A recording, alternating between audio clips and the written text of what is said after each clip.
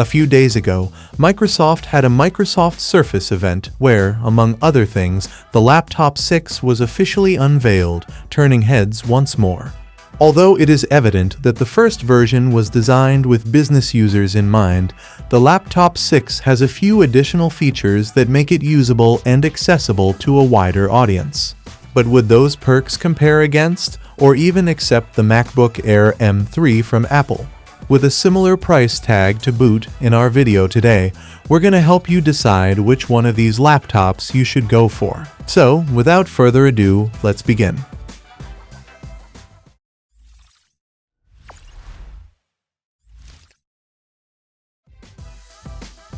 With a nearly identical design to its predecessor, the Surface Laptop 6's design can be good or bad depending on your perspective. To us, the simplistic and minimalistic design has always had a special appeal.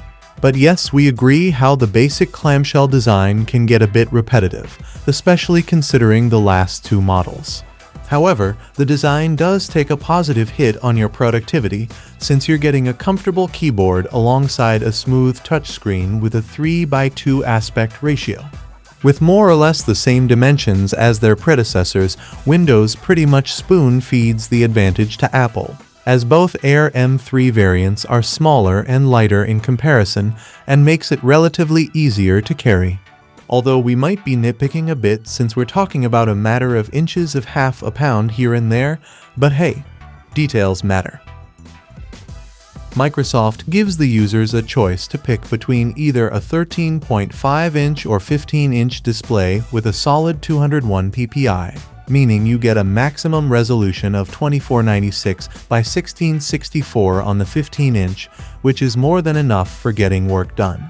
The displays themselves have seen a few improvements, such as anti-reflective coating, which was a pretty necessary upgrade considering direct sunlight was always their biggest enemy.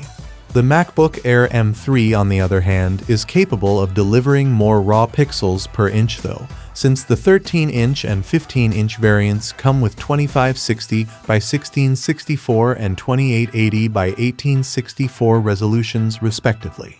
This means both variants can deliver up to 224 pixels per inch, which makes the MacBook a far better pick if displays are of any importance. While there's a pretty heavy buzz going around regarding the new Meteor Lake processors, and no one would blame you if you assumed it's going to exceed the performance of an M3 chip, you might be wrong. You see, you can order a Surface Laptop 6 with a variety of components, especially if there's a choice between two CPU options, the Core Ultra 5 135H or the Intel Core Ultra 7 165H. These are some of the most powerful Intel Meteor Lake chips Microsoft produced so far and are being heavily advertised as the perfect pick for the AI PC future in tandem with their neural processing units. If you were to buy a 15-inch variant with the Ultra 7 CPU with 64 GB of RAM, we don't know about anything else, but your spreadsheet game would be on fire. Jokes aside, the M3 from Apple is capable of showcasing a remarkable power and level of efficiency, turning the M3 Air into pretty much one of the best choices for laptops in the market and still giving Microsoft hard competition if it wants to compete. According to Microsoft, people who get the Surface Laptop 6 can easily expect up to 19 hours of usage from the 15-inch variant or 18.5 hours of runtime from the 13-inch variant. If the claims are true, Microsoft just might have a chance of claiming that they have more battery life when compared to the MacBook Air M3. However, with Windows's track record of having consistently lesser runtime when compared to Apple MacBooks in general, it's hard not to be skeptical. Speaking of, both the 13 and 15-inch variants of the MacBook Air M3 can last for more than 1 hour, which is a pretty solid runtime, giving Apple an edge, for now anyway.